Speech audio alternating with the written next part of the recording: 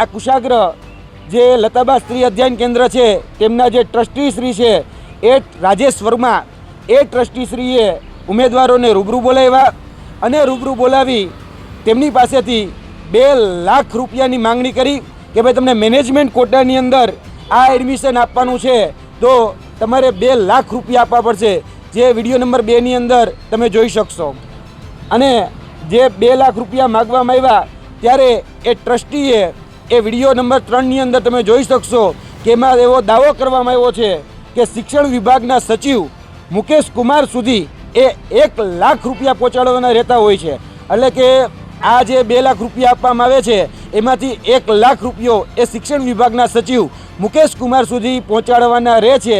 એવો video number 3ની અંદર એ દાવો કરવામાં આવ્યો છે ટ્રસ્ટી જે રાજેશ વર્મા છે એ રાજેશ વર્મા દ્વારા। ત્યારબાદ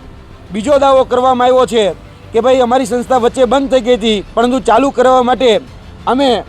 ગૌરાંગ પરમાર એક વિડીયોની અંદર વિડીયો નંબર 4ની અંદર એવો દાવો કરવામાં આવે છે કે ગૌરાંગ પરમાર નામનો વ્યક્તિ જે છે જે લોકમાન્ય બીએડ કોલેજ અમદાવાદ ખાતે પ્રિન્સિપાલ તરીકે ફરજ ભજવે છે એને કોઈપણ માન્યતા રદ કરેલી જે કોલેજ હોય એ માન્યતા રદ કરેલી કોલેજમાં અંડાકંડા કરી અને મંજૂરી અપાવવાનું કામ કરે છે। હવે આ તપાસનો વિષય છે કે શિક્ષણ સચિવ પૈસા લઈ રહ્યા છે કે નથી લઈ રહ્યા। તપાસનો વિષય છે કે જે આ ગૌરાંગ પરમારનું જે નામ આપવામાં આવે છે લોકમાન્ય બીએડ કોલેજ એ મંજૂરી વગર કોઈપણ એ માન્યતા અપાવી દે છે તો આ ગૌરાંગ પરમાર કોણ છે, કારણ કે અને કઈ સત્તાથી એ માન્યતા રદ થયેલી જે સંસ્થાઓ છે એને એડમિશન અપાવી શકે છે, એને માન્યતા અપાવી શકે છે। અને એવો દાવો કરવામાં આવે છે આ વિડીયોની અંદર વિડીયો નંબર 4ની અંદર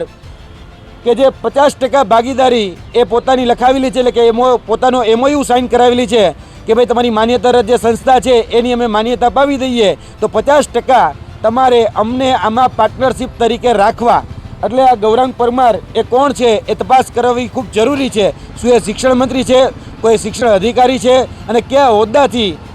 કઈ લાયકાતથી અથવા તો કઈ સત્તાથી કે પછી કઈ રાજકીય આગેવાન છે એની છત્રછાયા કે કયા એવા શિક્ષણ અધિકારી છે કે એની ભાગ બટાઈ કે છત્રછાયાથી આ પ્રકારના વેપલાઓના આ પ્રકારની માન્યતાઓ અપાવી રહ્યા છે એ તપાસ થવી જોઈએ।